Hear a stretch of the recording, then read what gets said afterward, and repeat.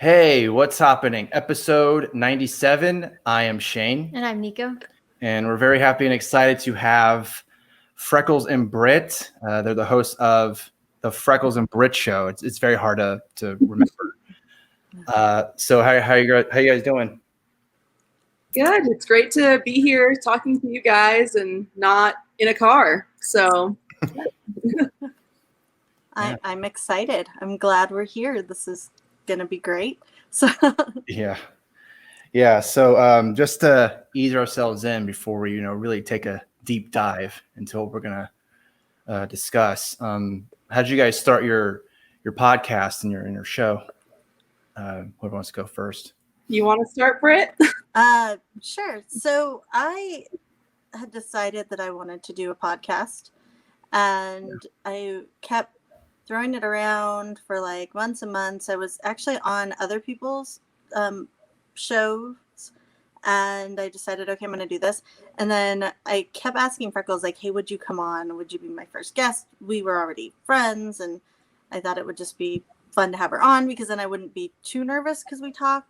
It wasn't like somebody I didn't know.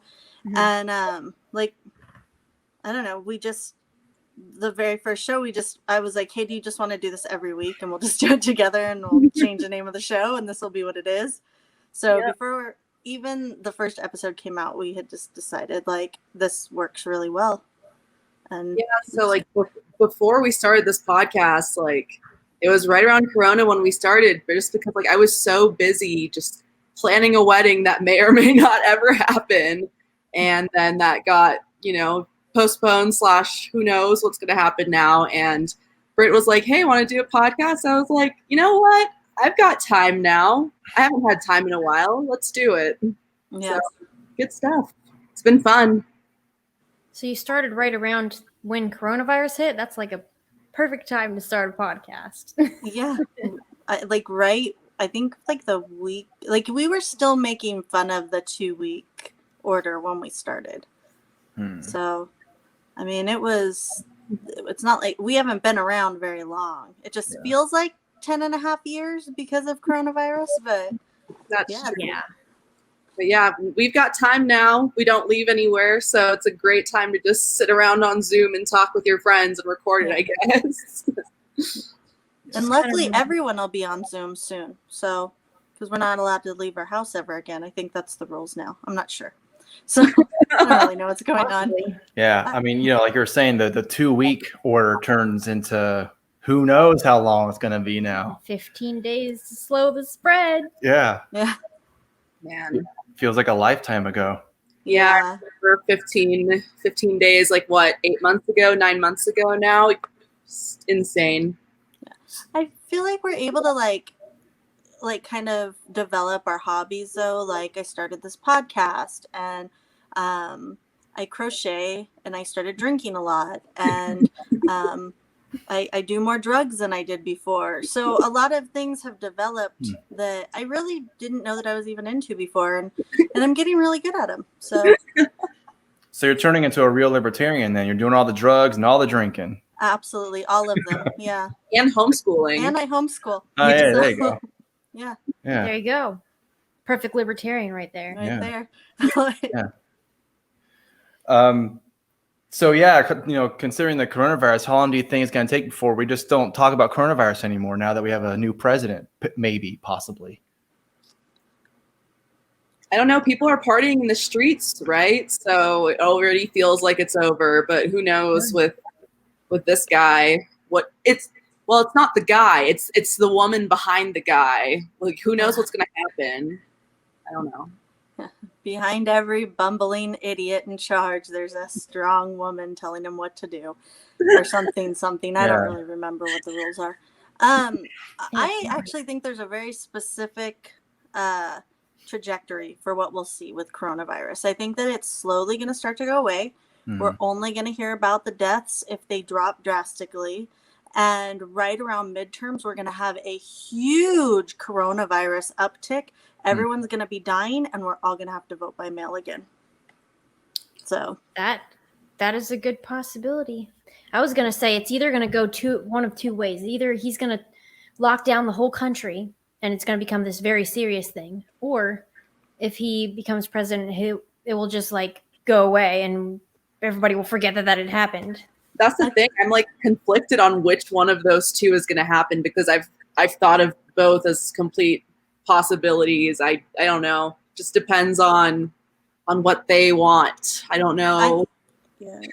I think both of them. I really do. I think that we're going to continue to see mask mandates and pushing for a vaccine. We're going to say, look at how good we're doing. People aren't dying as much. People, like, we're just going to pretend that people aren't getting sick at the same rate, and that therapeutics and hospitals learning about this virus is the reason why people aren't dying. The country's going to try and, where they're going to hail Joe Biden as some coronavirus hero, but at the same time, it's always going to be hanging over our head. So anytime they need to get us back in control, that's what they're going to use is coronavirus, because it's a good like sheep herding, hook is, oh, look, these cases are going up again. So people have been really good about just doing exactly what they're told and then yelling at their neighbor when they get out of line. Even if they don't actually know the rules, they've just decided to take it upon themselves in a lot of cases to tell you new rules that they believe should be in charge and then scream at you until you comply. So I'm glad that this is, the statists are stating, well, yay. So you're democracy. So Britt is in California, if anyone didn't know. What do you think about your governor's whole take on the whole Thanksgiving stuff? You got to have your own separate turkeys because they have to be, they have to be all separated dishes, right? Yes. Yeah, our turkeys have to be 6 feet apart, and they can't sing. I think the turkeys can't sing, and they all have to wear hair gel. I think is the newest mandate now.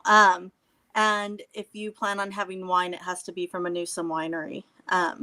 So, yeah, in all honesty, I think it's ridiculous. I can't even fathom why people are still listening, and I just think that they're not.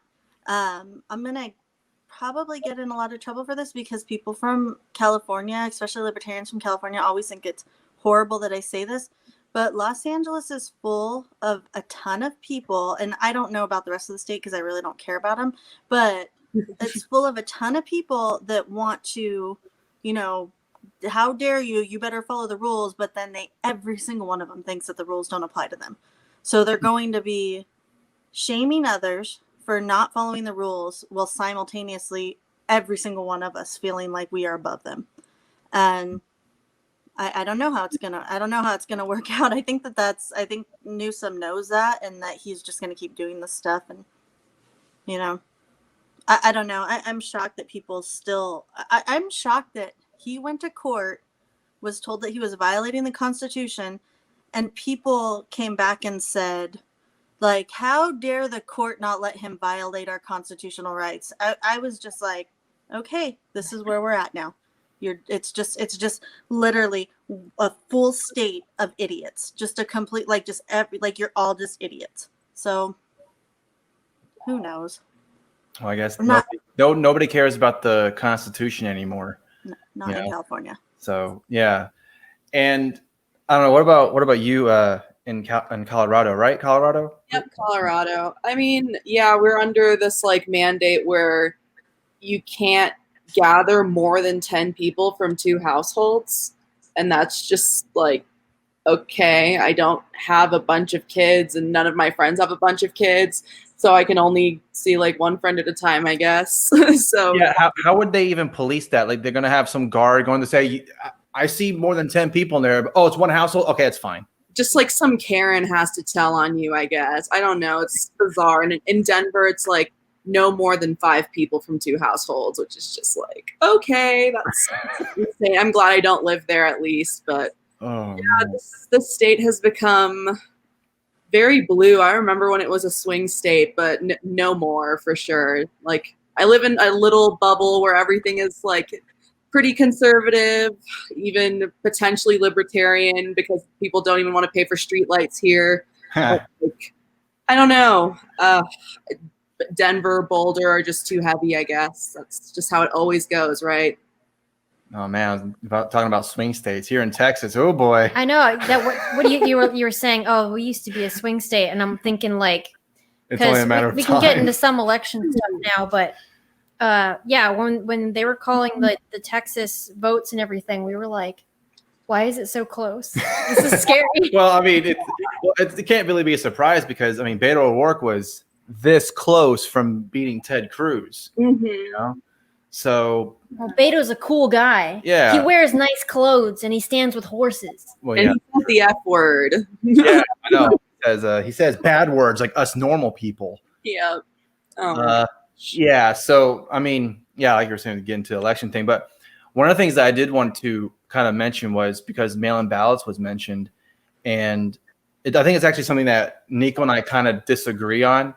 It's that I feel if Donald Trump wasn't constantly talking shit about mail-in ballots, maybe more of his people would have done it instead of just, no, don't do it, it's terrible, and then complain when all these mail-in ballots are overwhelmingly going to Joe Biden. So, yeah. Yeah. I mean, Hmm? sorry, I was just gonna tell. So my thinking is like I get that. That makes sense, but if he already thinks there's going to be fraud, then it kind of doesn't matter whether they vote or not by mail-in votes because he's not going to accept it as real votes. You know what I mean? But at least like but at least some of them will be with his name on it, circled in instead of just, oh, why are 100,000 mail-in ballots all for Joe Biden? Where are the ones for me? I don't get it. It's like, well, you're constantly talking about fraud and how terrible it is. I mean, I get it. I mean, it is not the best system. I mean, shit. People lose regular mail all the time from the Postal Service, Doesn't get there, yeah. So I don't know. It's just a cluster. We'll just say that. Yeah, I could see either way, actually. I never thought about it that way, Shane, but I don't know. Maybe that's true. But actually, I don't know. The thing is, there's some states that have been doing mail-in ballots this whole time, but they are like all Democrat states from what I remember. So I don't freaking know anymore. I don't know what's right. I know this election isn't right at the very least, or it doesn't feel right to me based on what I'm seeing now with all the statistic models that just kind of show that it doesn't make sense. But maybe I'm crazy. Maybe I'm a snowflake. Maybe I'm just like not willing to accept the election like the leftists last time. I don't know. You're not willing to accept the election. I can't tell if I'm being rational or not anymore. Well, from what we know, this is just kind of like. You want me to pull that up? Yeah, you can bring it up. There's a thread on this that has their sources underneath everything, and they have like predictions in this thread. But I'm not going to go over the predictions. I just want to go over like the beginning part of it because it's interesting. Mm-hmm. So we're recording this on Sunday. What is today? The 8th. November 8th. So if anyone's listening to this after, maybe they already know more. But so as of right now, the states that are recounting, like they're going to recount all the votes, are Georgia, Pennsylvania, Nevada, Wisconsin, Michigan, and Arizona, which are all the swing states, basically, right? Pretty much, yeah. And a lot of them, the problem with some of the votes was that they used a system called Dominion, where the votes weren't exactly accurate. And who's one of the owners behind that company? One of the lobbyists behind that company was Nancy Pelosi. Just saying. Sketchy. It's weird. Yeah. And so yeah, there's this like we were saying, this long thread here. So if anyone wants to look it up, it's Philosophe. I think we'll put it in the description so everyone can read it because we're not going to go through it. It's a pretty long thread, but it's pretty interesting because I'll go and stop it. Yeah, it's pretty interesting because I guess saying that I don't want to accept the election results or even I don't know what the right word is, but just think that maybe there's some shenanigans happening. You're not allowed to say that. It's a conspiracy theory. But these are the same people, right, who are talking about Russian collusion and Russia, and they were even saying that before the election was happening. They were saying, Russia's gearing up for some colluding of our election, and then I guess Russia just didn't do it hard enough or something like that. They didn't fuck over our election, that hard. So I don't know. Yeah, it's strange to me that they spent 4 years not ever once saying Trump won, but always saying Hillary lost. But 4 days after an election, we're not allowed to question that Biden only got gains in the middle of the night, and that they pushed mail-in voting hard. Like, if people didn't mail in their votes, we were all going to die. And then on election day, the CDC comes out and says, well, if you have a coronavirus, you can still go vote. Yeah, I forgot about that. Nobody said you couldn't go out and vote just because you have coronavirus. What, you guys are acting like you're all gonna die. It was just. I'm sorry. I thought we just spent a year in our houses. Oh my God. I'm laughing, but I feel like I shouldn't be, because this is so sad, horrifying that this is the state of affairs that we live in today.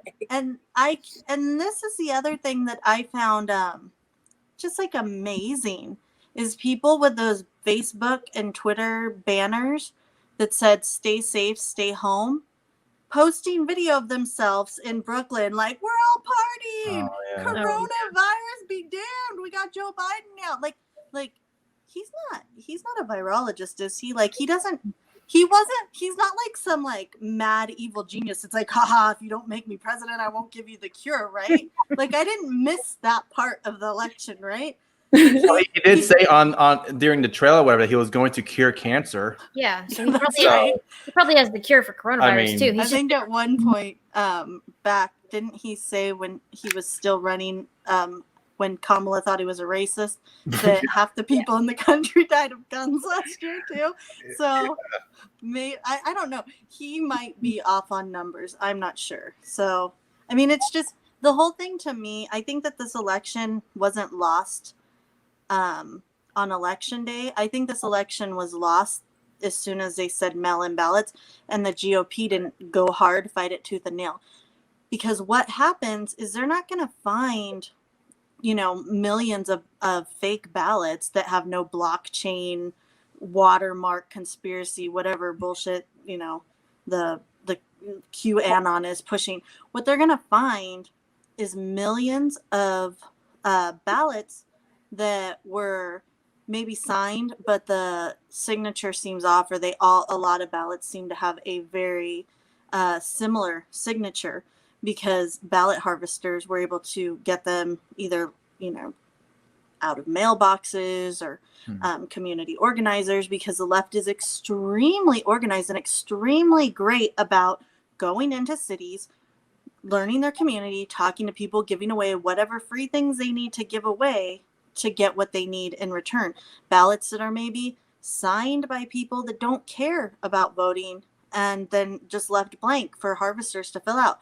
Ballots where your local neighborhood harvester was really super nice and helped you fill out the ballot and illegally told you who to vote for.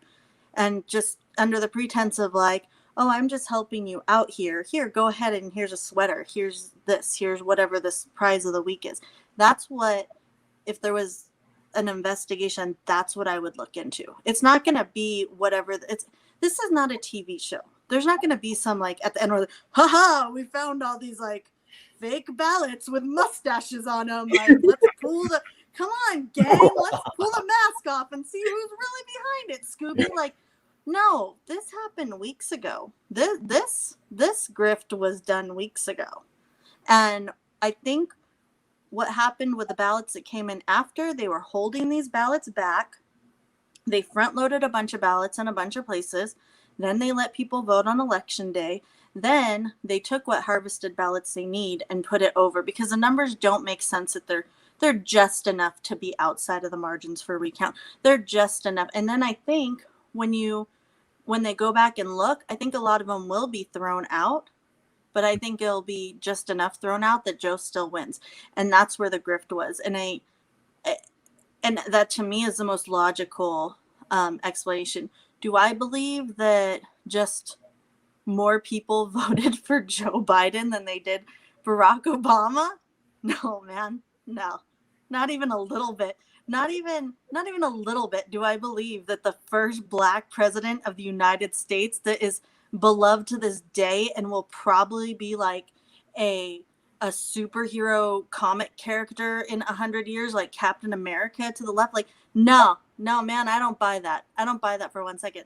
Do I buy that Donald Trump, who got more minority votes than, like, I think any other sitting Republican president in the history of For sure, the last people? time. Mm-hmm. Yeah, like that happened, and then Joe Biden won. No, that's not a thing. I believe. I don't buy that story. Yeah, that's the thing. It's like, wow, you call Trump racist. Like, you spent 4 years or 5, whatever, 6 years, the whole election cycle, and then his whole presidency, calling him racist, homophobic, etc., misogynistic, and yet women voted for him, minorities voted for him, like everyone voted, like gay people voted for him too. Just people voted for him. Like, you can't just claim that he's all these things when apparently the people who he hates they like it. They're cool with it. Yeah, and I just wanted to mention, because we were talking about harvesting ballots and stuff, even if they, like, because one of the things that someone was telling me was like that in the lawsuit, they're going to talk about the ballots that came in after the election day that were like dated wrong, or they voted after election day. But I'm just wondering, like, after you take it out of the envelope, are they going to even have the date on it? So how are they going to know? Like, No. So that's the thing. I don't see a path in which, like, the courts or Trump or anyone will fix this. Like, we will be getting President Kamala soon. Like, that is just what's going to happen. You know what? We should bring up that article now because this is a really good transition. So now I've started to see these articles pop up. There's more than one, but this is the first one that I saw. This is out of Courts, and it says, what happens if the president-elect dies before inauguration? Oh, man, they're really planning that soon. I feel bad for the guy. Seems legit. Oh, my That's something that we normally say. Yeah. And in the article, basically they're saying, like, well, you know, he's like 77. He's the oldest president-elect in history. He's running in the middle of a pandemic, so it's possible that he could die before taking office, you know. So we need to talk about it. Yeah, he survived it, and I would say he's like potentially in worse shape than Biden is. Like, he's fatter, it's like more orange. I don't know if that affects coronavirus. So I think it is. I think orange is a comorbidity. But yeah, like, if they wanted him to survive coronavirus, he probably would. But I don't think they want him to. Yeah, no, that was the first thing I tweeted after all this happened was like, congratulations, Joe Biden. Also, sorry, you're probably about to get COVIDed. Like, I don't think you're gonna, maybe they'll let him pick. Maybe they'll be like, look, you can either get COVIDed or just go with Nancy's little committee. It's either way. Like, we'll let you choose. But to think that he's going to be president, if he's president for all 4 years, then I would be shocked. I would be shocked because it doesn't make sense. Yeah, it's funny too because when Donald Trump was elected, people were saying, "Oh, I wonder how long it's going to long his presidency is going to last." Because there's all the impeachment stuff, and no, if he ain't going to last till 2017, it's over.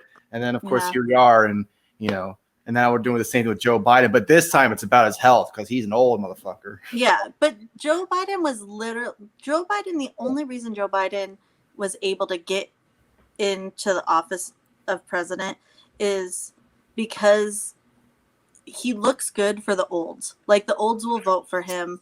They can still look at him and be like, no, these are not Marxists. This is good old Joe Biden. He's kind of racist. Like, I'm kind of racist, even though I'm a Democrat, but I'm old. And so they must be the same party. Like, Joe Biden was literally only elected to get the vote of the olds. Like, that's it. That's why Obama used him too. Yeah, he was a Trojan horse to get Kamala in there. And really, Kamala better watch her back if Joe goes, because Nancy ain't stopping until she's running everything. And really, as evil as he is, the only thing that's going to stop Nancy Pelosi is Mitch McConnell. And yeah, I'm sorry, I forgot my tinfoil hat, but No, I mean, there's a lot that can happen for sure with this next presidency or whatever, because I don't know, like part of me just thinks if he makes it all 4 years, I mean, wouldn't that just be considered an accomplishment, you know? Because I've been saying it too with Donald Trump, like him just being elected in the first place would be considered a success, because hardly anybody, except for maybe Ann Coulter, the only person who really thought that he had the chance of getting the nomination was Ann Coulter. And everyone was laughing at her, saying, hey, you're a stupid bitch. You know what the fuck you're talking about. And now here we are, here almost to 2021 nearly. And, you know, he was president for all 4 years. So congratulations. Yeah. And, and it's also possible that he could run again in 2024. And it's not out of the realm of possibility that he does run or whatever. Because it was like, well, you can't do that. It was like, well, there was this guy named Grover Cleveland. He did that where he became president first, and then he ran again, lost. Then he ran again, and then he won. So, right, there's no limit on times you can run, but there's only 2 terms that you can be president, which is like scary because if Biden wins, then Kamala could be president for like a really long time if she wanted to be. 2.5 terms. Yep. And I mean, people are already throwing around him running against like DeSantis in 2022 for governor of Florida, and then going and running in 2024 for president. I don't know that he would do that, but I mean, I think Trump was like a Molotov cocktail that was thrown in, and I had a feeling months ago that he was not going to win this election, because in my heart of hearts, I feel like he wasn't. I feel like we're supposed to have Hillary Clinton winning this election again right now. I do not like her. I don't want her to win.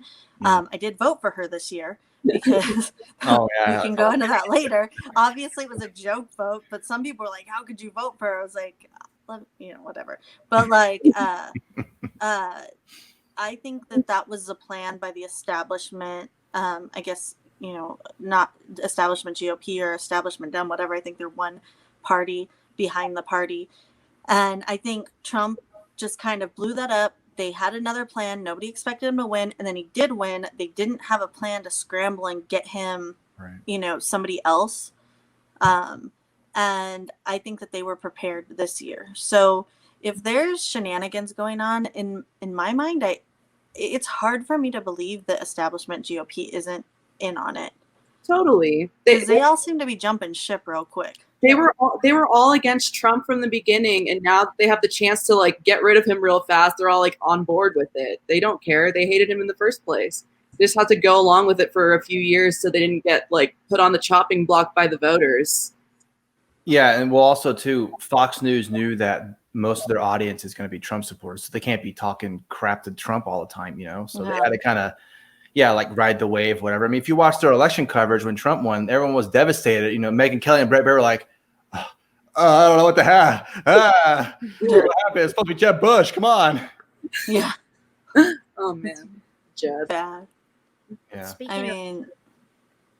Sorry, I was just gonna bring up I don't know why I thought of this, but when you were talking about their reactions on Fox, I was thinking about, what is that guy's name? Van Jones crying on CNN. I'm like, he won, or at least he's projected to win.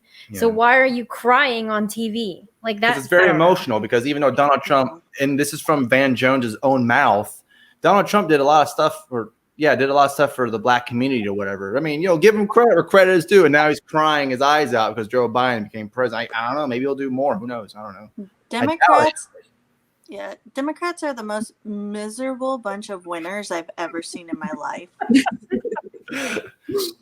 Like, I'm shocked. Like, I'm not even shocked. I'm just like, what is it gonna take?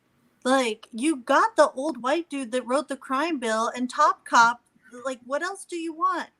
You got, like, you guys should be ecstatic. You pulled off the biggest grift this country has ever seen. You literally had people marching in the streets for Black Lives, and then you went out and literally handpicked the two people in this country that have single-handedly ruined the most Black lives. Like, how you guys should be ecstatic. You should be like, this is like a Skeletor level evil mastermind bullshit that you pulled off, and you're still all angry about it. And then celebrating her identity, the fact like, oh, you know, first Black vice president, first Indian vice president, first woman vice president. Like, can we look past her identity and like look at what she's actually done? Because she's actively awful.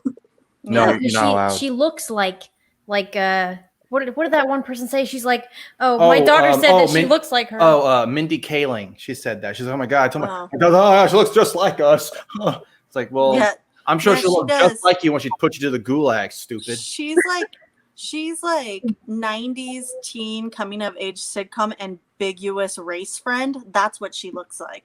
It's like, she looks like all of us. We know why she was picked. Like, it's ridiculous to me. Like, at the same time, though, I did tell my 4-year-old daughter that this is our new vice president, and she's the first lady vice president. And my 4-year-old was like, can I be president someday? And now I'm going to cry because it's my kid. And like, there was that moment where it was hard to like, even though she's the fucking worst, I was like, but yeah, you can look at her in this moment and I could find some silver lining and be like, you can say this is like what you want to emulate until she gets older and realizes she's a fucking whore and that's not the person she wants to emulate. But like for right now, it's okay.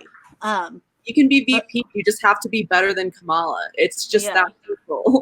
Yeah, like So that for me, just as a mom, on a side note, was kind of like, okay, there's some good. And even when I mentioned it though on Twitter, people were so angry. They were like, how dare you? I was like, well, because she's 4 and I'm not going to be the mom that puts a fuck Trump sign in my kid's hand like they did in 2016 and can't teach their kids to be decent human beings because they can't adult long enough to figure it out, you know? Like where you've still got kids that are so brainwashed that like my 6-year-old came home from kindergarten last year singing dump Trump, like whatever, like in the schoolyard. Like, that's what they're singing. And I'm like, why are they letting them do this? Like, why are they, like, letting that, you know? It's just ridiculous to me. Like, why teach your kids to just be filled with hate and then have the audacity to tell the rest of us that you're the party of peace and love? Like, yeah, that is true. Because I was just going to say, you know, if the kids were kind of brought up to hate the state or whatever like that, I mean, I would be like, that's okay. I mean, we're not supposed to be worshiping these people, you know? We can't discriminate. We have to hate everyone. Yeah. Well, also, too, if, like, say, for example, in some alternate reality, Sarah Palin became vice president in 2008. I mean, thank God it didn't happen. But if it did happen, these same people would be like, oh, look at the lady. She's vice president. Oh, this is so great. No, all of them would be like, this bitch. They'd be like with Amy Coney Barrett acting like she's a freaking Handmaid's Tale. And I think completely get rid of Roe v. Wade, which they said the same with Kavanaugh, and I'm sure they said the same with Gorsuch, but it's still here. So what about Kellyanne Conway, first woman in history to pull up a winning presidential election, and they treat her like she's the Wicked Witch of the West? But it's not a higher position, though. It has to be vice president or in the Supreme Court. It can't be but even at that, I mean, like you just said, like ACB, no, you're just trying, and like. If we could just touch on this for a minute, what women's right? There's 3 women here. I'm trying to figure out. I don't know. Maybe there's 4. I don't know. I'm not gonna. You know what? I will not assume your identity. Yeah, it's 2020. How dare you? I just want to know, for my own ignorance, how many women's rights have been won since June 22nd, 1993, when Ruth Bader Ginsburg, who apparently saved us all from the evils of the white male patriarchy, like changed everything and gave us the right to vote and like let us have mass abortions or something. I don't really know why they're saying she like changed everything, because she was appointed in 1993 to the Supreme Court. Like, yeah, that was the year before I was born. That's really not all that long ago. It was changed since the 90s. Nope. I was born in 1982. Can't think of anything that's been like super changed since then. Like did she go into like offices across the country and be like, you have to treat women equally? Because they don't. Like, I mean, some do, some don't. People are people. Like, I'm not sure what she did that was so life changing, other than uphold, you know, like she was kind of an activist, and I kind of think that she didn't do the job that she was supposed to do a lot of times the way she should have done it, to be perfectly honest. I don't want a super conservative or a super like liberal Supreme Court justice. I just want one that upholds the law. I don't want them trying to rewrite it. Right. I mean, the courts are supposed to be apolitical. They're just supposed to be like, this is what this says. This is how it's interpreted. There. I don't ever want to be able to just really assume which way a justice would vote. Mm-hmm. Like, I really don't think anyone should be able to be like, yeah, I know which side they would be on. That to me is the biggest miscarriage of justice, and the biggest like con job that I've seen on anything political. In looking at all of this, is that we look at Supreme Court justices and we're trying to decide which one are going to play for our side better. Mm-hmm. Like, that's scary. That is so scary. Well, the whole point of having like the justice system is so that there isn't bias, right? Or at least that's how it's supposed to work. Yeah. But if we're going to pick people based on which team they're on or whatever, like how we think that they'll vote in like the Supreme Court, then doesn't that kind of get rid of the premise? I don't know. Yeah, it does. I mean, they're supposed to be interpreters, not like activists, I would say. Like, they're not supposed to be doing all this. And let's be honest, Neil Gorsuch and Brett Kavanaugh are extremely moderate. Like, extremely moderate. They are, that was what bothered me the most in all of this, is because it wasn't that they were put on the bench or how they were put on the bench. It was that they're extremely moderate. So what is the left planning on doing? Because they're definitely not planning on trying to find balance in the Supreme Court. They're definitely not going to do that. I mean, that's scary to me. Well, that's why whenever, at least as far as I know, whenever Joe Biden and Kamala Harris were asked about packing the court, they wouldn't really give a straight answer. Mm-hmm. So, and that's probably the biggest thing that a lot of people are kind of worried about is, what if they decide we're going to appoint 5 judges to bring it to the far left, and then as far as we know, every single court ruling is going to go to the far left side, or at least Democrat friendly or something like that, Are Joe Biden tossing around circulating judges? So circulating the Supreme Court through different circuits so that there's different justices all the time in the Supreme Court. Which, I guess that would, I don't know, but I mean, if he's throwing it out there, I'm concerned about how that would even work. But that's something that I think a lot of people need to be really concerned about. The other thing is the same thing that we always see on the left. It's consistent.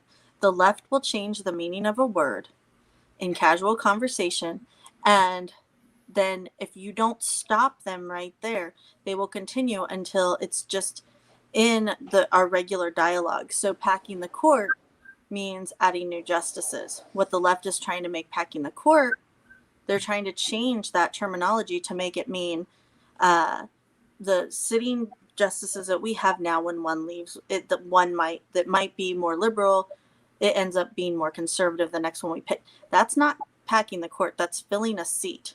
And maybe filling that seat is not exactly who you want. But those are two extremely different things. We're always going to have to fill a seat. There's always going to have to be someone new in that chamber if somebody dies or retires. But adding a new seat is a completely different thing. So that's another thing that I think people just really need to be aware of going forward, is the vernacular that's being used. If it doesn't sound right to you in conversation, I would say with anyone, don't let it pass. Don't let it say, don't go on to their bigger argument. Just stop it right there and be like, I don't accept this terminology at all. I don't accept your definition of this, because that's the only way that we stop this, because it always starts, the left is great at starting at a small space and kind of like infiltrating. And The right tends to look at the bigger picture and always want facts and justice to get out. Not always. Sometimes the right wants, yeah, but the right tends to look at a bigger picture and go, okay, let's just move on because we know we have the facts on our side. Where the left's like, well, we'll change the vernacular and we'll change, people's feelings about things, and that does tend to work. I mean, Ben Shapiro can say facts don't care about your feelings all that he wants, but the reason that term works so well is because the people that like that term have really strong feelings about saying facts don't care about your feelings. Mm-hmm. Yeah, and they're always on the offensive. Meanwhile, the right or the Republicans are, on the opposite side, I guess, they're always on the defensive. And, if you're constantly attacking and on the offensive, whatever, then more than not, you're going to get your way. Mm-hmm. Yeah, and like the other thing about that is that, like, that just kind of proves why the left kind of controls the culture right now. Right. Because they control how we talk. Yeah, they have Hollywood, they have the corporate press, they have a dictionary apparently. Yeah, that's bizarre. Yeah, the dictionary, big tech even. I mean, there's so many things that they're in control of, and yet there's also this resistance too. So oh yeah, and not one of them will take it out of their bio. They're all like they are hell-bent on keeping victim status, because if you can't keep victim status, then people aren't going to side with you eventually. If you don't have facts on your side, you have to have a good story. Yeah. And if you don't have a good story, if you don't have people like, but my heart just goes out to you, so yeah, I'm going to be on your side, then you have nothing. If you're just an idiot asshole that doesn't know what they're talking about, people are going to be like, okay, go cry in the corner, you bitch. But like, they always have this like, we're the victim mentality, and people in 2020, apparently a lot of them just decided that worked for them. They still buy that.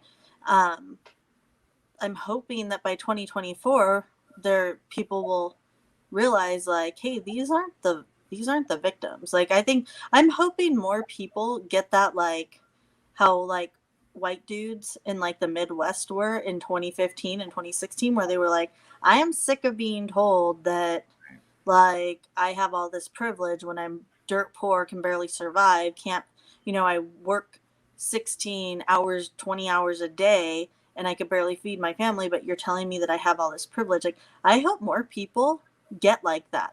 Like, and they like get like, no, man, this is not how it is. And like I'm starting to even see it in like pretty moderate white people. They're like, why am I constantly being shit on when I just like don't do anything to anyone ever? Like, when I just am living my life trying to make it in this world, why am I just constantly being shat on? And look, look what's happened too. The left has, even CNN said it, MSNBC said it. I see it on Twitter constantly, consistently the last 6 months, that Latinos and Hispanic people are now white people. Yeah. People that vote for Trump are now white. Like, which I would say this. I'm Italian. I actually own a book, Are Italians White People? Because there was a time in this country that we weren't considered white people. Mm. My grandparents would still not consider themselves white people. In fact, my grandpa was extremely racist against my dad because he didn't consider him a white person. But like, I'm considered a white person, whatever. Like, it is what it is. That's what happens in this country. Like, but, and I'm also kind of glad, like, if they're white people, then I can have tacos. It's not cultural appropriation. I'm glad about that. So, that's great. I think that's part of the rules now. I can sell them. I'm not really sure. I'm going to have to ask at the meeting. I don't know. But like, but you see what happens. It's like, oh, you're not falling in line with us? Okay, you're white people now. Like, I can't. It's weird. Are Jews white? I still have not understood or gotten an answer. Are Asian people white? Or Middle Eastern people white? I don't know. It depends on what you think. If you think the wrong way, then you're white, because white now is just an insult, or it's meant to be an insult. It doesn't even mean, because I saw people talking about like how, oh, you don't have to be actually like ethnically white to be white. You're just considered white if, So white just means racist, conservative. What does white mean anymore? It's a social construct, just like race and sex. Yeah, unless you're Rachel Dolezal. Yeah, for sure. Yeah. And you better. I think you can go white, but you can't go back.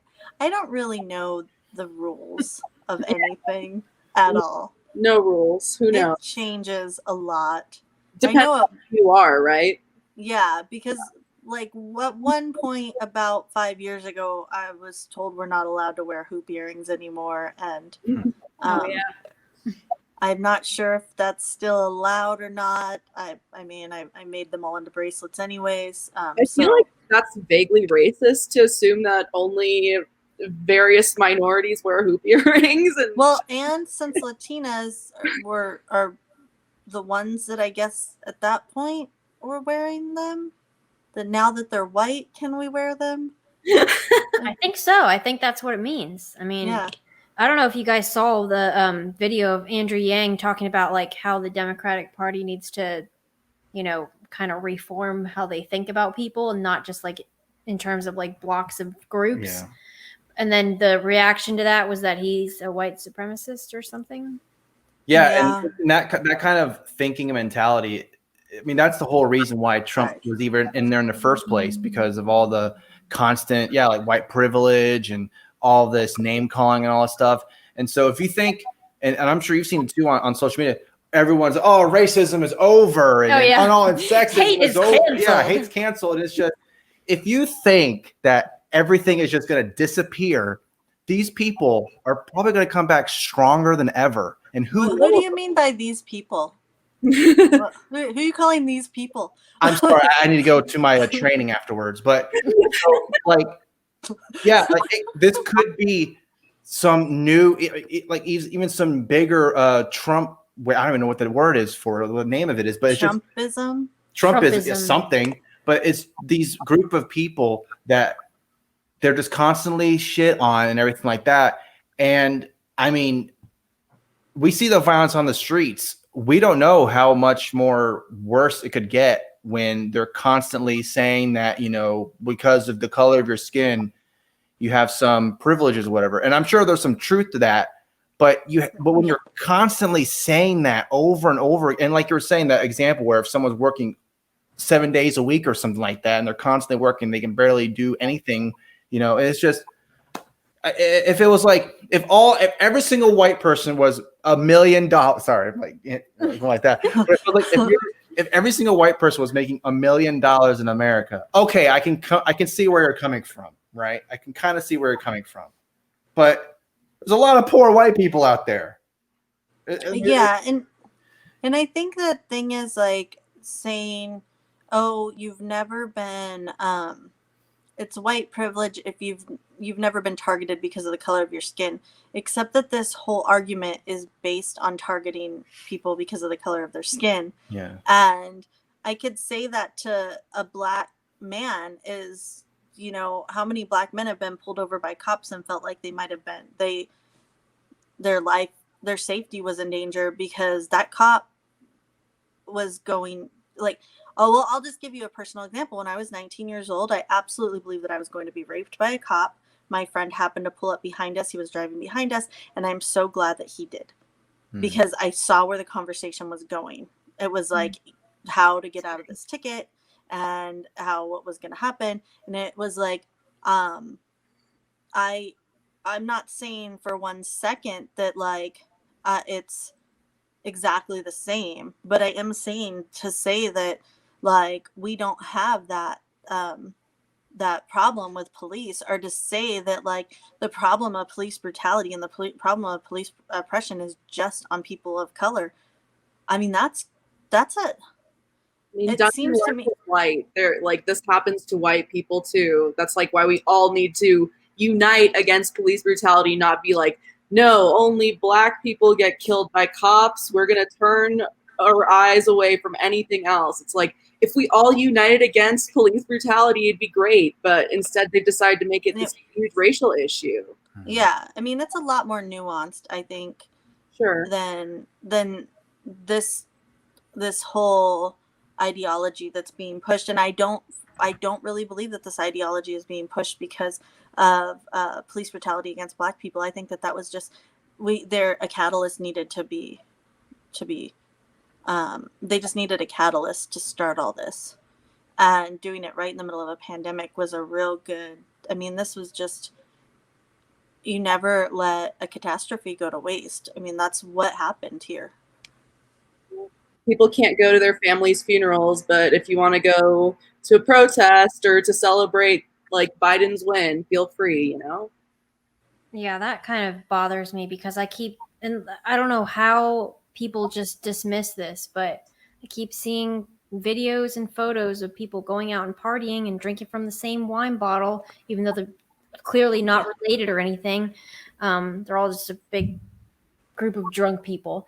But then, like, if you see like photos of a sports event or, someone wants to go to their family's funeral or something, then or a wedding, then for some reason that's not allowed. I don't understand. And then like they say like, oh, it's because they're wearing masks. They don't need to social distance if they're wearing a mask. And I'm like, that's not what the CDC says. But I mean, I thought you were the party of science. I don't know.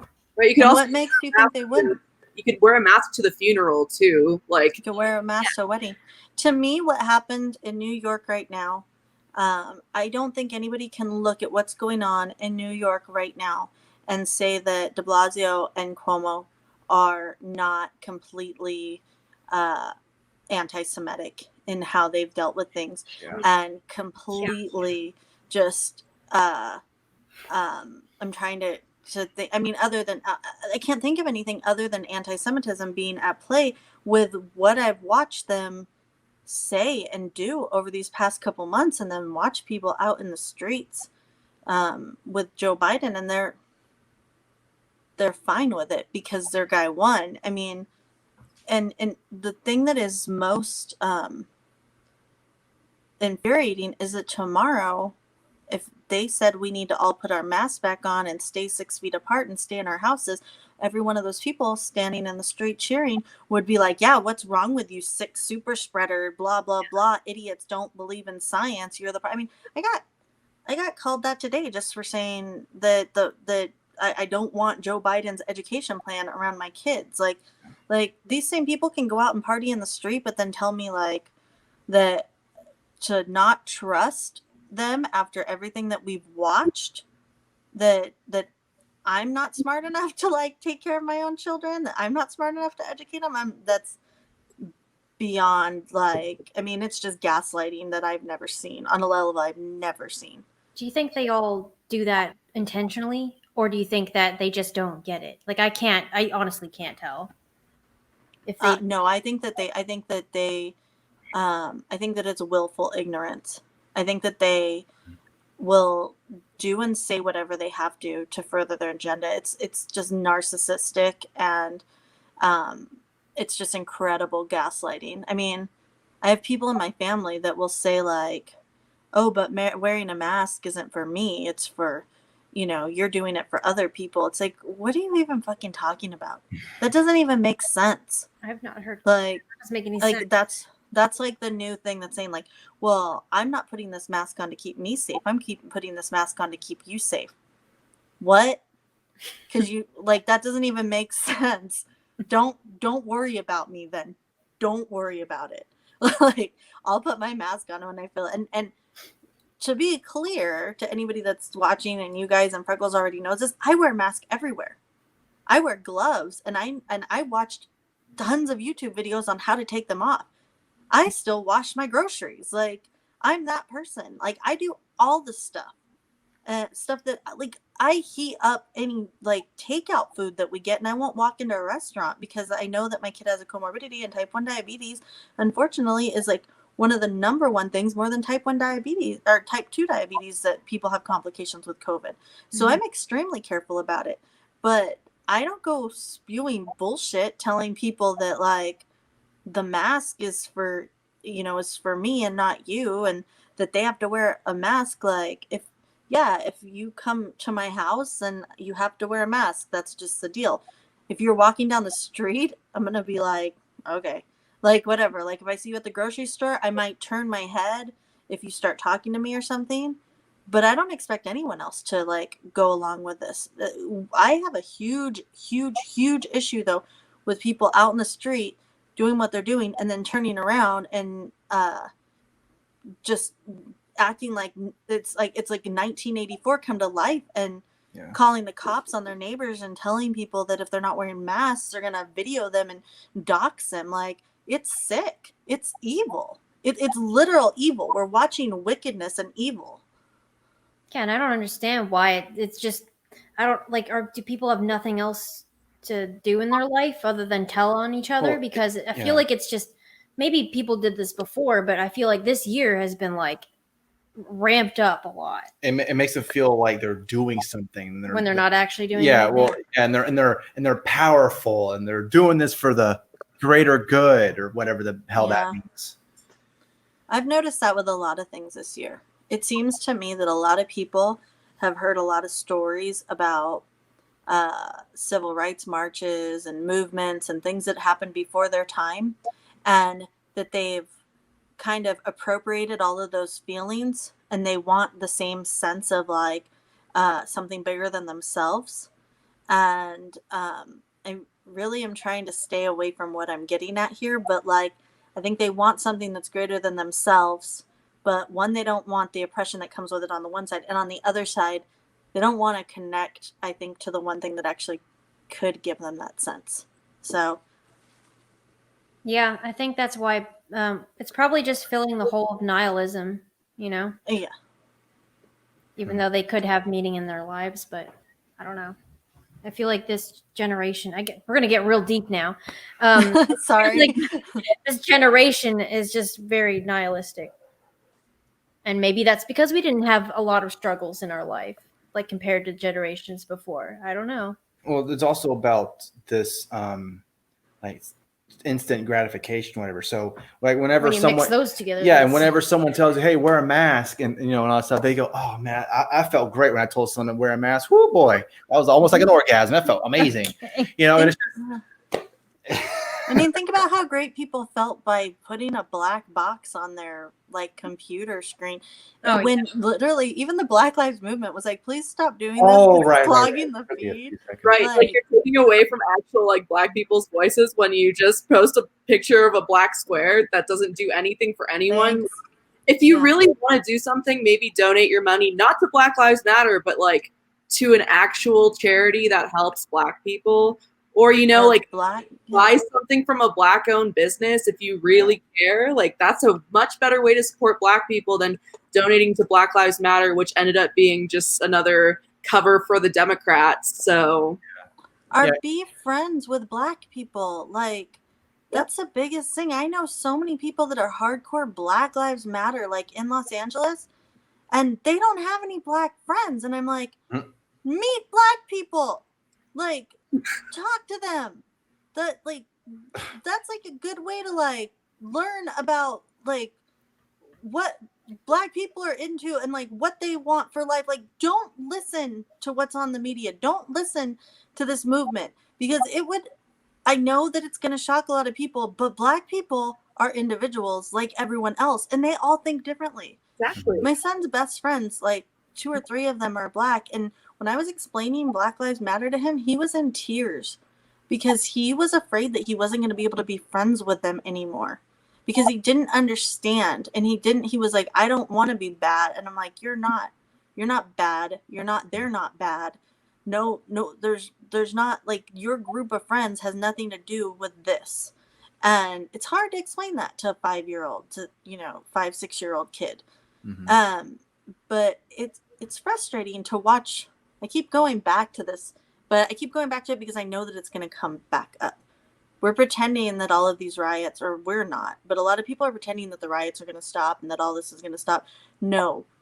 What's going to happen is Joe and Kamala are going to get in office. Things aren't going to change fast enough. There's going to be another police whatever, which I would just like to say, if anyone's noticed, this past week, apparently the police haven't done anything to anyone. So, like, I mean, great for them, I guess. Like, during election weeks, cops don't kill people or something. Even though apparently there was riots and there was people chanting that, those basically get rid of Trump and get rid of Biden. So those were I think some of those were joyful riots. So I think that's very peaceful. Peaceful, yeah. I mean, I don't know. Oh, is that I- the one in Denver? The one that's like liberalism is the cause of like fascism or whatever? Because I saw like a march in Denver where that was the I thing. think that's the one. Oh my gosh! So you're against liberalism? What? Oh no! Yeah. It's kind of weird when you think, if the left is against liberalism, does that mean they're just full socialists? I mean, Well, I don't did you anything guys? else other than I monarchy? don't even know about any of these names anymore. Liberalism, fascism. I don't even know what they mean anymore. Nothing means Yeah, anything. I don't know. Who's a I am. libertarian? I have no idea. I know. Whatever. I don't even know what libertarianism It's means. like, ugh. What about libertarians for Joe? I guess they're real happy. Yeah, I guess they're quiet now, as you've noticed. I haven't seen any of their tweets anymore. Where are they at? Yeah, Richie I think her Casano's husband wife or whatever. Her husband gave her a talking to, I think. Hey, Yeah. he won. You can calm down now. Oh, okay. Put yourself down, okay? You went and voted for Joe. It's also National Sandwich Day, so That's true. Yeah. Yeah. It's funny too because in his one of his, I don't know if it was considered an acceptance speech or whatever, but that speech he did where he's in front of the Chase, there was like Chase Bank or something behind. I was like, wow, that's really appropriate. But he was saying, like, listen to all these people. I like to thank all these people, Republicans and Democrats and conservatives and progressives. Guess who he didn't list off? Libertarians. So I guess all the libertarians who voted for Joe Biden, he don't give a shit about you. no. All the Joe- Reason magazine people who voted for Libertarian, haha, good one. Oh my Yeah, god. no. Yeah, Joe Biden. Sorry, I should probably say Joe Biden, not Joe Jorgensen. Yeah. Joe Biden. Did you guys notice that, like, the level of speeches that Kamala's been giving though? Like, do you think I don't even know what Mike Pence's voice sounds like.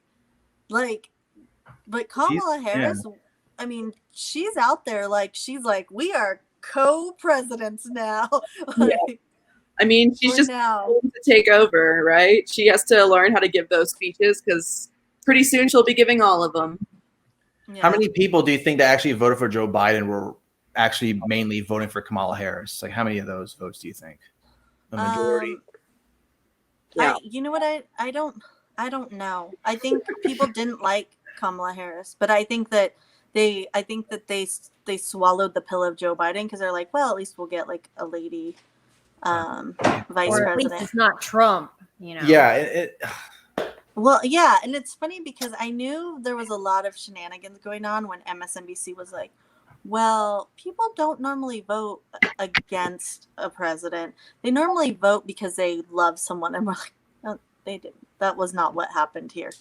Like, this was not people that were like, Joe Biden, I really like what he has to say. Really? Really? Do you like him running on a platform of blah, blah, blah, blah, blah, blah? Yeah. True international pressure. That. Exactly. For all. Okay. Like, what is his platform? At least when Trump was running, we kind of knew what he was running on: immigration and bringing the jobs back. Yeah, let's build a wall. Joe Biden thinks he's running against George Bush. Like, I don't understand what people were like. Oh yeah, and then they say like he'll bring decency back to the office, like the office of president. Fuck Being a president, yeah. There's no decency in that. Being a mass murderer on a grand scale is not decent. I want Donald Trump hung and buried under the White House. That's what I want Donald Trump to that's what I want to happen to him. But I guess it's not going to happen. It's like when everyone was saying, it's only a matter of time till Hillary Clinton's in prison. Well, the clock is we're still running that clock. It hasn't happened yet. And all the left people, because I've seen on Twitter, it's only a matter of time till Donald Trump's in jail. They're going to have some courts on him and all this stuff. It's like, if that happens, I would be extremely surprised if they actually, because even during his presidency, they were saying that they're gonna handcuff him and take him out or whatever, not like kill him, whatever, take him out of the White House or something like that. And it's like, man, pretty much in a way, you can pretty much just say that Donald Trump now is the swamp. Like, he's part of the swamp now, right? Because he was supposed to drain the swamp. Well, maybe 2% it drained a little bit, but other than that, I don't know what else he's done to me be like, yeah, he drained that swamp or whatever that. I think there's a couple. Well, I mean, not that part of it, but my theory is that the real person in charge of the United States, the real person that runs the whole show, is Mitch McConnell. And I'm willing to fight people on that because Mitch McConnell is the one that gets like Supreme Court justices in. Mitch McConnell's the one that kind of has been able to like wrangle Donald Trump in and get him to kind of move towards the establishment a little bit. Mitch McConnell's the one that's like the cockroach that's stuck around in the GOP after all of this shakedown. So like, because there's a lot of people too that are like, Mitch McConnell might run for president. He's not, because he's right where he wants to be, because there's nowhere else. Like he can just do this for life. Yeah. So I think there was a lot of that going on. But I think Donald Trump did do some good things, like letting the Patriot Act expire. I think that was a good thing. Yeah. What actually happened? Why is the first time I heard of this yesterday? Because Donald Trump did it. If it was Barack Obama, they wouldn't be praising him like he's some awesome. I mean, they already do, but you know what I mean. Yeah. I mean, I just like haven't even heard of this until someone put it in my mentions yesterday. I was like, wait, really? I don't know if this is a rumor or not, but Dick Cheney and Biden potentially. I don't know if that's rumor, but yeah, I have no idea. But I haven't seen any sources on that. It's just Dick Cheney's the one that encouraged Joe Biden to run for president. They have a long friendship, so I don't know. It could be Dick Cheney. Yeah, that would be hilarious, though. If that, hilarious in a bad way. If Dick Cheney is going to actually be a part of the foreign policy part of his administration, whatever, you can probably look forward to more terrible relations with North Korea, because he's more. When Clinton was in office, the Korean relationship was okay, whatever. But once Bush came in, it was like, we're going to scrap that. You know, it's like the Iran nuclear deal. We're going to scrap that. We're going to start over again, whatever.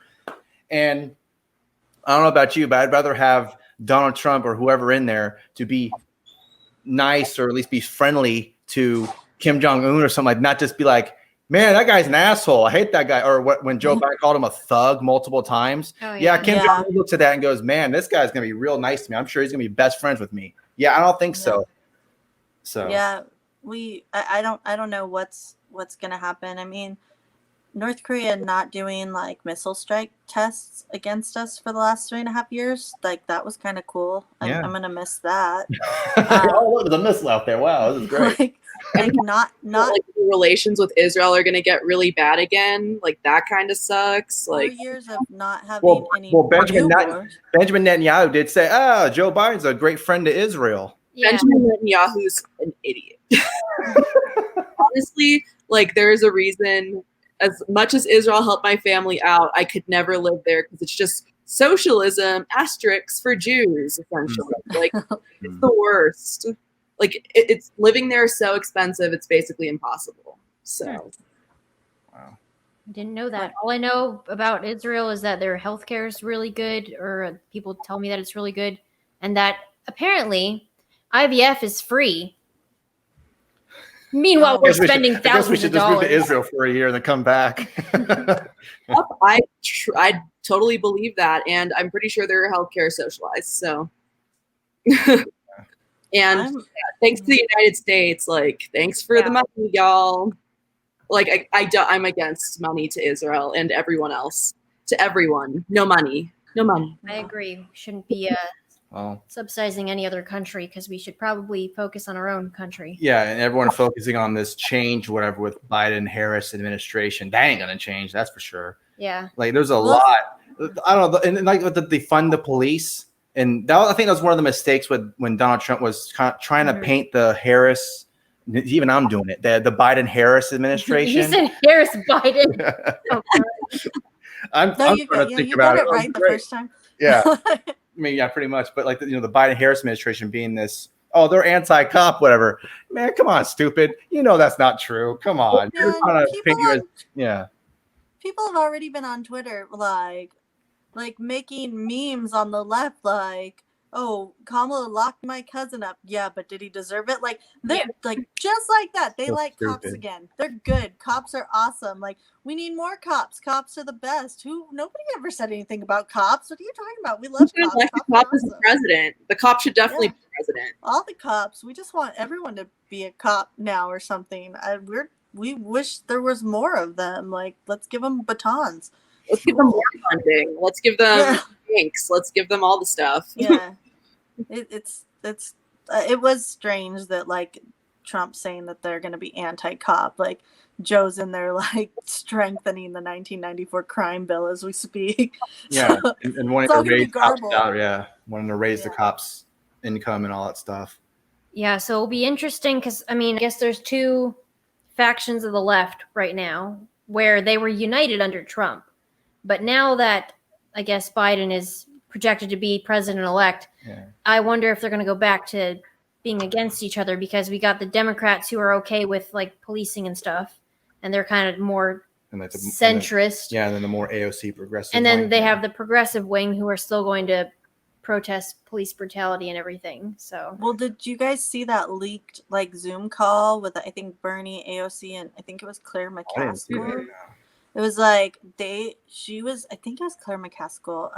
I would look it up if my computer would start. But she was going off saying that we can't have this super progressive left and defund the police and all this stuff. And AOC kind of like fired back, like, you should have ran a better campaign. And so they're already infighting, like, which I'm like, yes, this is good. I want to see it. Because Joe Biden ran on a platform of I'm not AOC. Joe Biden tried to distance himself from that progressive left. And I don't know if it was for the olds or if it was that's how he really feels. But I don't know what's going to happen, because I know like Chuck Schumer is willing to pretty much do whatever the squad tells him to. Nancy Pelosi, I think Nancy Pelosi still thinks that she has these girls under control, and she doesn't realize that she's about to get steamrolled. I mean, she might get steamrolled in the midterms. She's getting on the list for sure. We're all getting put on the list because I don't know if you saw AOC's tweet about the list, but we're all going on the list. Oh yeah, speaking of lists, I have an article about that. you guys are really good at transitions. Sorry. But you know, this is from RT, so for some people that's considered blasphemy. That's terrifying, by the way. Yeah. So the headline is Democrats and Never Trumpers compiling lists of Trump supporters in case they try to deny complicity in future. I'm not even sure what that means. What does that even mean? Like, how wouldn't every single person be complicit? Like, because it's all the same country, or do we just pick and choose? Like, these people are evil. These are wicked, evil people, and they need to be. It needs to be said. We need to start calling them out and stop saying like, haha, the party of love and unity. We need to say, you people are wicked and evil. What the hell is wrong with you? And shame them the way that they've shamed everybody else. Like, this is sick. This is sick. They're the fascists. Like, they're putting people on lists for wrong things. Like, they will do stuff to the opposition. Whereas Trump, I don't know, people talk shit about him for, the whole presidency. He didn't do anything to anyone. So, but he's they literally fascist. Yeah. Every single thing that they've said about Trump is what they're doing. Day one, like Joe Biden was like, we need to be a united America. Joe Biden's supporters were like, or you go on the list. It was just. It's like, what are you talking about? Be united, but then some people will go on a list? Yeah. Like, what? So I guess united, the definition of united is probably changed. It means it's united or else. Yeah. So I wanted to kind of go a little bit over this article because I don't know if you saw her tweet, AOC, that I'm talking about, Alexandria Ocasio-Cortez. So she tweeted out, is anyone archiving these Trump's, I don't know how you say that, psychopants, whatever? Yeah, psychopants, for when they try to downplay or deny their complicity in the future? I foresee decent probability of many deleted tweets, writings, photos in the future. And then there's this one here is the one that really kind of sparked people's interest even more, is this guy, Michael Simon, who I guess was part of the Obama administration, said, yes, we are. His name was Michael Simon. Yes, we are. The Trump Accountability Project. That's the name of the group. Every administration staffer, campaign staffer, bundler, lawyer who represented them, everyone. And then it's funny too because everyone was kind of going at Michael Simon after that, and then he, I guess, deleted that tweet and apparently privated his account. Yeah. Isn't that like ironic? Oh, Jennifer Rubin, of course. Oh God. Oh yeah. Oh, I have her in my drafts. Isn't she the most conservative person in the whole world? I know. Well, the funny thing about that is that she doesn't have conservative in her Twitter bio anymore. Like she took that out because I guess it wasn't convenient. And maybe she'll be conservative now that Joe Biden's in. Maybe she'll be like, I think we should be taxed at 30%, not 31%. Joe Biden. That's Yeah. real conservative. I don't know. We have a lot of that whole thing. I mean, I've just been disappointed with watching everyone lately. Except Justin Amash. I expected exactly that Justin Amash tweet that came out with the like, congratulations, Joe Biden. Like, yay, Justin. I'm glad that Trump's out of office. I'm glad you get more socialism. Like, what? Yeah. Well, he did say too. He's like, I'm going to say the same thing I said to Trump. I'm going to hold you accountable, Joe. If you do things I don't like. It's like, okay. He's been in office for 50 years. Like, has he not done stuff that you don't like over the last 50 years of him being in office? I don't know. But he wasn't president, so it doesn't matter, I guess. Doesn't count. Now that he's president, he can do whatever he wants. I don't know. Everybody's in. It's hard. It's hard not to be angry at like a lot of people right now, and at the same time, also like I just want all of it to like be over and move on and like move forward. Like I am really trying to find the best way as somebody that lives in California and has no say in the matter to like, how do we garner people to really go out and vote in Georgia for, Republican senators in January because of this runoff. And in Alaska too, because now apparently Alaska's decided that they're going to be a blue state, which they think could go, their senator could go Democrat. And which to me just screams of shenanigans. But I think we really need to like rally to make sure that people in Alaska and people in Georgia really vote red, because the best thing for like liberty-minded people is gridlock. The next 2 years, gridlock.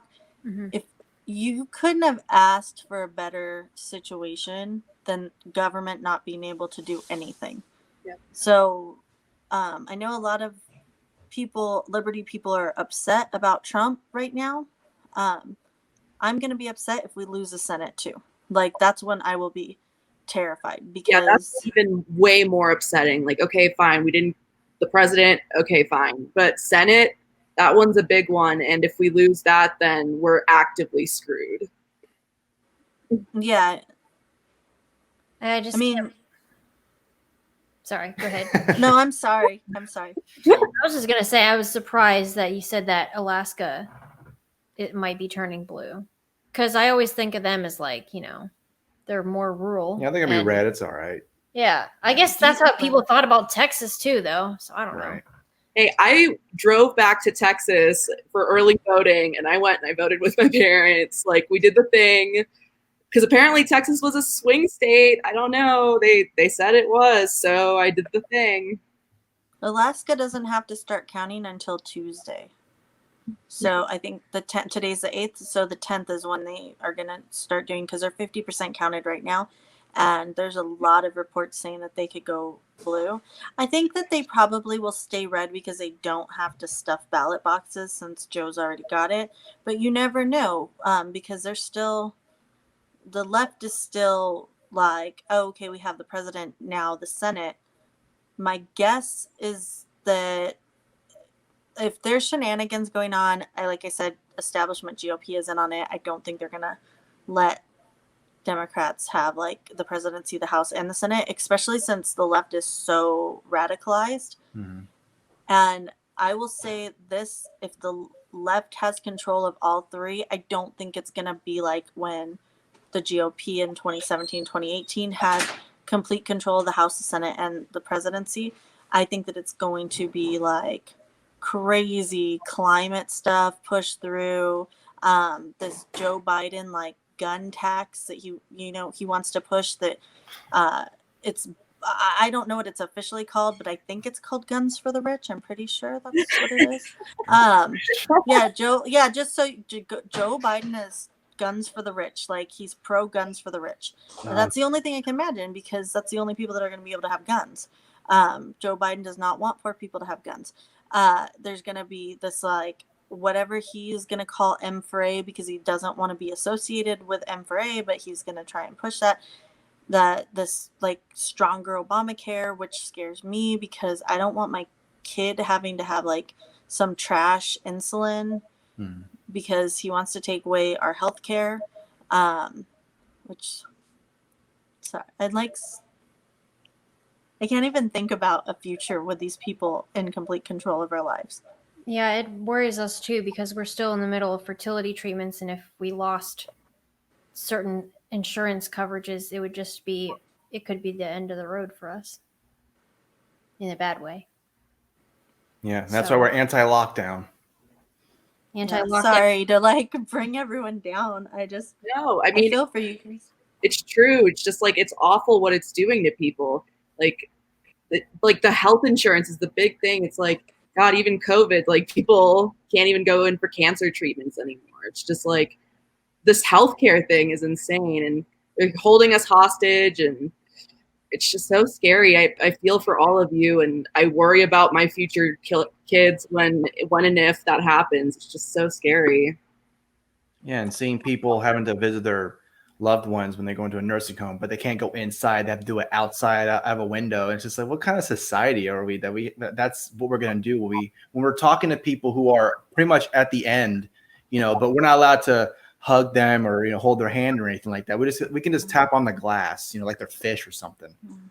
Telling women that are having cancer treatments and full mastectomy, that they're having all of the surgery done, that they can't have breast reconstruction surgery the same day, which is that's cool. Provable, demonstrable better outcomes for them, because that's an elective surgery, even though we know that trying to go back and do that later has much poorer outcomes. I mean, it to me is like the party that's supposed to be pro-woman and pro-equality and down with the patriarchy. Could you even think of something that is more anti-woman than that? I couldn't even imagine telling women that. I'm like, sorry to bring your show down. Like, oh, it's fine. They pretend to be pro-human, but I mean, first of all, the whole abortion thing, you're clearly not pro-human.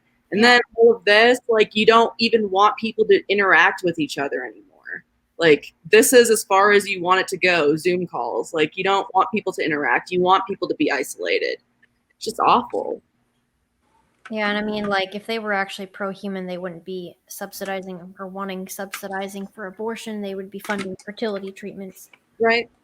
Yeah. Yeah, but when you abort your child, you feel empowered, and you can still move on and do your career or whatever. It's just weird, because like when I ask people like what was so bad that Donald Trump personally did to them, the only thing they can come up with is that he threatened to take away women's rights. Threatened.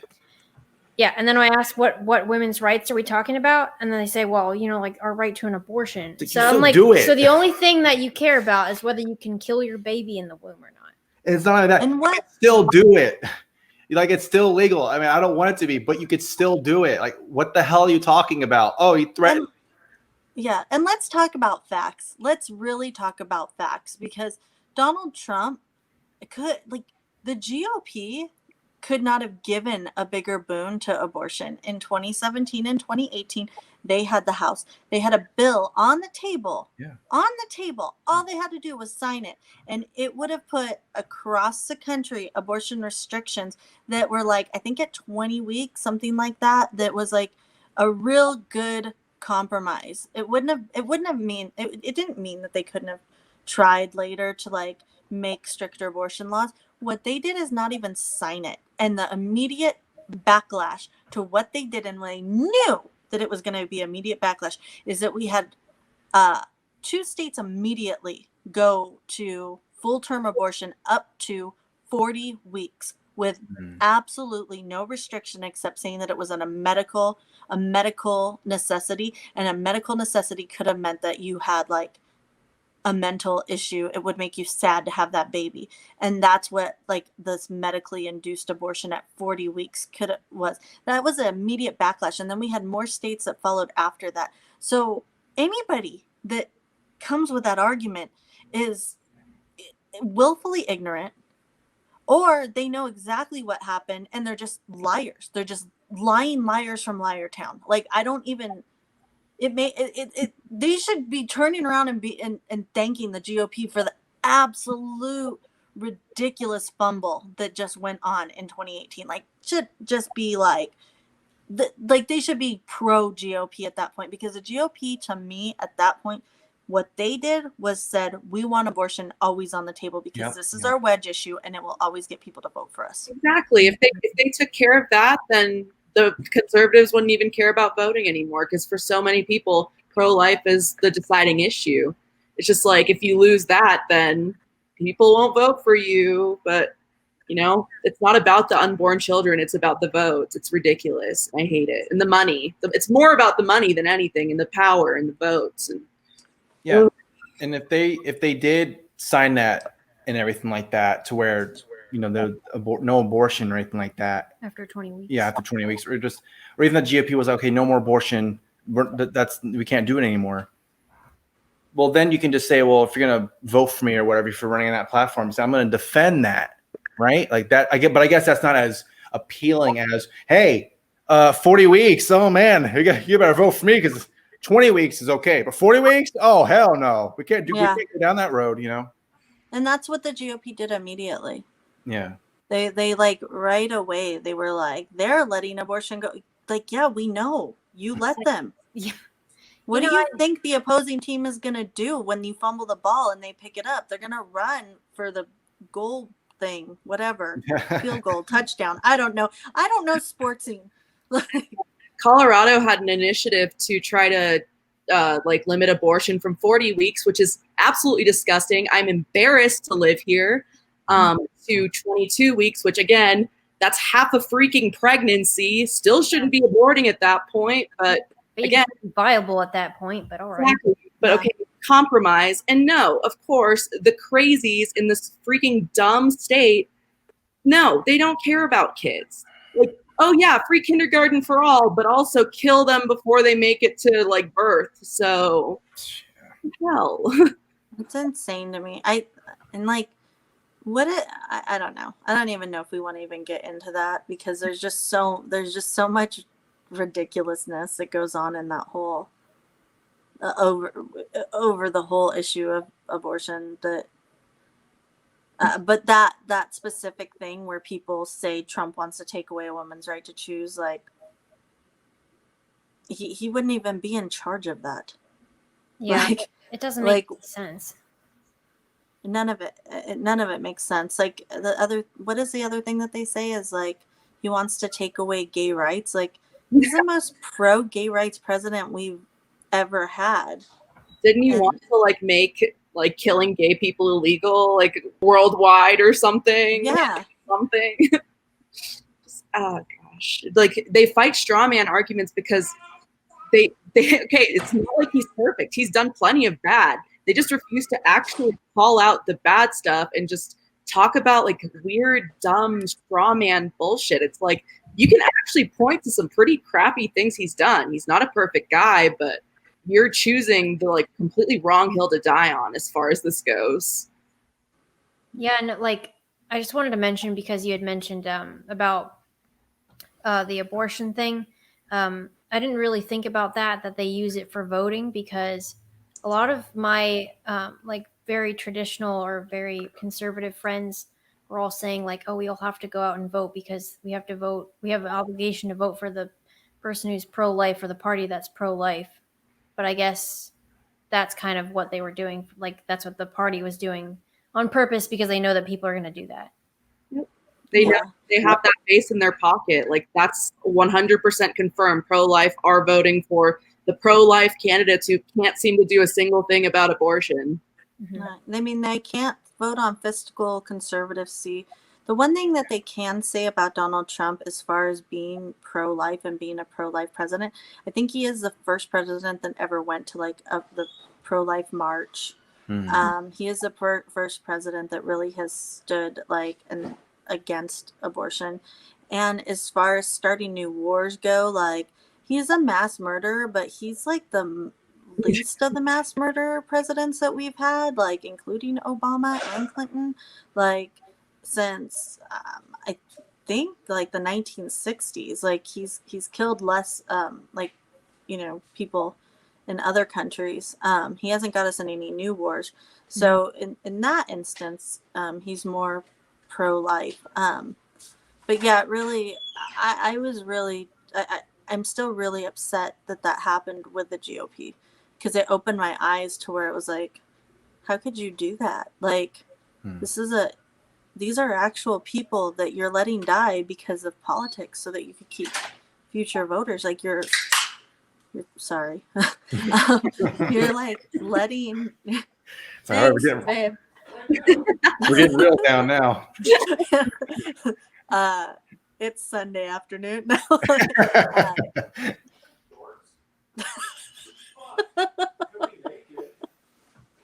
You guys can't hear him in the back. This is how we bring up the show from all this, terrible abortion. He's like, I put pants on before I came in. What? That'd been hilarious. It'd actually been funny if he just came with underwear on. I'd be like, hey, it's par for the course. He's done that before. Didn't he do that in boxers one time? Remember, he walked by and I was like, so like, You know what? Yeah. Whatever. It's just that's part of the Freckles and Britt show. That's just yeah, that's real. what walking around people their tune underwear. in. Yep.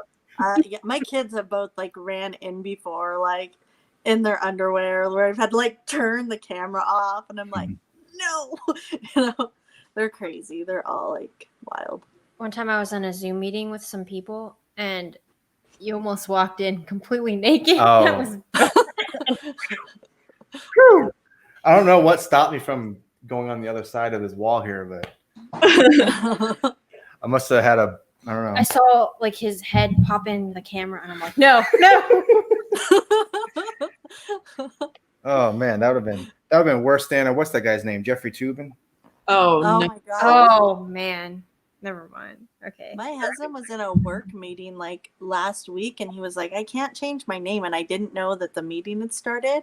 And I was just wearing like a t-shirt and underwear, and I came in and I was like, let me do this. And I was like, are you in your meeting? And he was like, yeah, you need to be quiet. I was like, you couldn't have told me that. Like, I don't know what anybody saw, but like, good for them. But like, I was just like, I can't, like, why wouldn't you say something?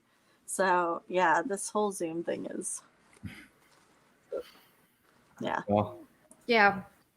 I was going to say that's a good point to end it. We started out talking about Zoom, and then we're going to end it talking about Zoom. yeah.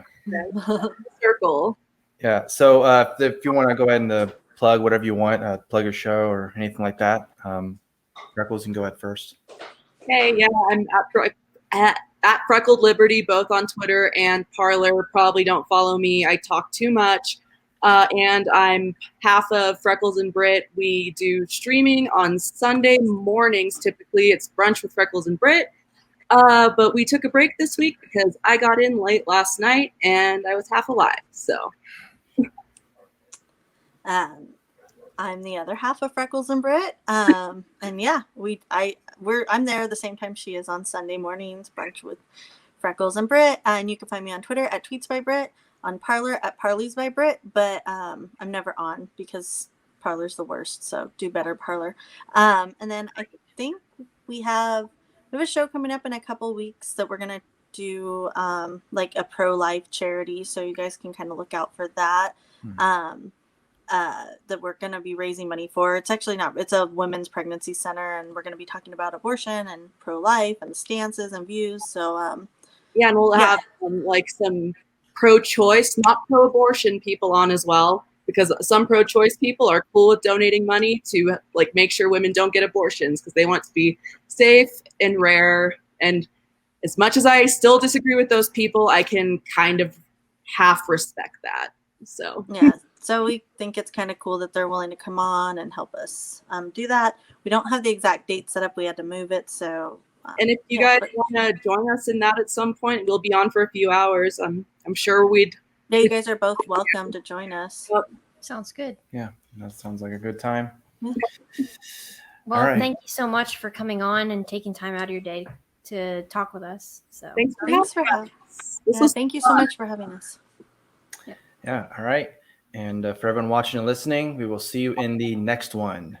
Bye. bye.